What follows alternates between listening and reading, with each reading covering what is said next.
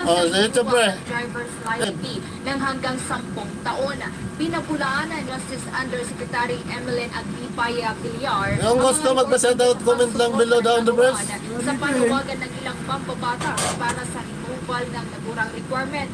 Dagdag pa Sa Amigong ng instrumento ng ahensya sa Kongreso, nakasaad na nasa kapangyarihan na ng Land Transportation Ayun na, may nagano. kung magpapatupad ito ng restrictions sa renewal ng driver's license para sa 10 taon na validity kabilang na nga Ayan o. requirement. Ipinuto ni Villar na Oo nga, actual nakalive. certification of completion ng comprehensive driver's education ay isang mahalagang Oo nga pala, putang ina. Pwede nakalive sa YouTube. ng LTO na mag-issue ng mga Mag-shout out driver's ka na. license. Mag-shout ka na. Sinimulan ngang i-implementa ng LTO ang comprehensive driver's education Mag-shout ka na, requirement noong Oktubre ng taong 2021 sa Tayo mga live chat. 1090 mga kaamyenda sa Land Transportation and Traffic Code o ang comprehensive driver's education requirement.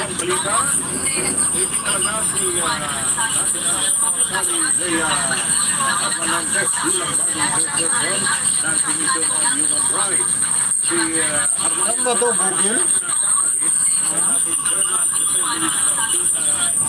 Bakit tayo chat?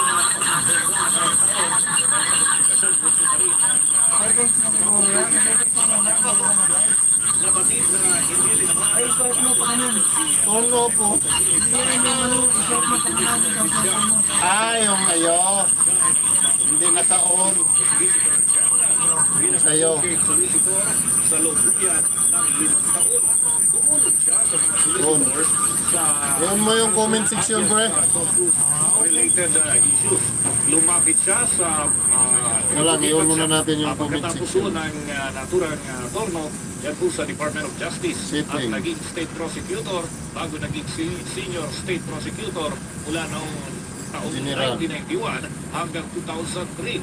Noong 2003 naman, nang maitalaga itong si Arpamento bilang DOJ Assistant Secretary State Prosecutor. Nagtapos siya ng kanyang Bachelor of Laws sa kanyang degree sa Ateneo de Manila University School of Law.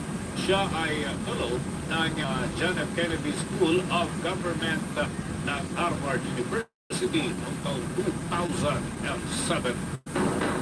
Sa karagdagan pang mga balita, update naman dahil tiniyak mismo ni Foreign Affairs Secretary Teodoro Locsin Jr. na walang Pilipino na nasa Ukraine ang madadamay sa gitna ng pinangangambahang paglusog ng Russia. Nakikipag-ugnayan na si Locsin sa iba pang mga gobyerno na borders sa Yuna Philippine na kanilang minomonitor at 380 na mga Pilipino na naninilayan sa Ukraine na karamihan ay nasa capital city ng Kiev at malayo naman sa eastern border na malapit sa Russia. Pinuna ang nakontak ng embahada sa Ukraine at hiniling sa mga ito na agarang magpapagnayan sa embahada para sa mga anumang mga imaitatalang untoward incidents sa kanilang lugar. Ayon sa grupong United Filipino Global Ukraine, ilang mga Pilipino na ang linisan ang capital city habang ang iba naman ay nagabi na rin ng libreng repatriation flights ng pamahalaan. Kapre ayo.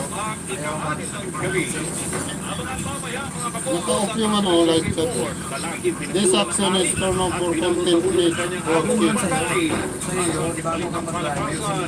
Sa mga fans ng PBA, yung PBA board agad kong magsasagawa ng emergency meeting matapos makumpirma ng Team Alaska na pag-pull out na sa Liga. Yan ang